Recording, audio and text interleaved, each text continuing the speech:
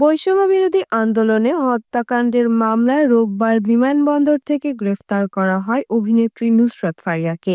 এ নিয়ে সামাজিক যোগাযোগ মাধ্যমে পক্ষ বিপক্ষ হচ্ছে নানা আলোচনা।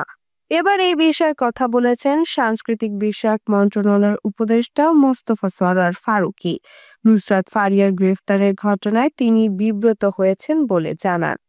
সোমবার ফেসবুকে দেওয়া এক পোস্টে এমন মন্তব্য করেছেন উপদেষ্টা ফারুকী, যেখানে গ্রেফতার হলেও ফারিয়া আইনি প্রতিক্রিয়া পাবেন বলে নিজের বিশ্বাসের কথা বলেন তিনি। সেই সঙ্গে এটাও মনে করিয়ে দিয়েছেন সরকারের প্রধান কাজ জুলাইয়ের প্রকৃত অপরাধীদের বিচার করা। ফারুকী তার পোস্টে লিখেছেন, আমি সাধারণত চেষ্টা করি মন্ত্রণালয়ের কাজের বাইরে কথা না বলতে, কিন্তু আমার তো একটি পরিচয় আছে। আমি এই ইন্ডাস্ট্রির মানুষ ছিলাম, দুদিন পর সেখানেই ফিরে যাব। নুসরাত ফারিয়ার গ্রেফতারের বিবৃতিকর একটি ঘটনা হয়ে থাকলো আমাদের জন্য।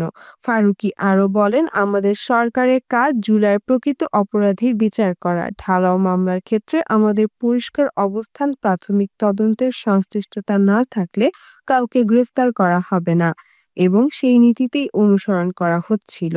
ফারিয়ার বিরুদ্ধে এই মামলা তো অনেকদিন ধরেই ছিল। সরকারের পক্ষ থেকে তদন্ত শেষ হওয়ার আগে গ্রেফতারের কোনো উদ্যোগ নেওয়ার বিষয়ে আমার নজরে আসেনি, কিন্তু এয়ারপোর্টে যাওয়ার পরই এই ঘটনা ঘটে।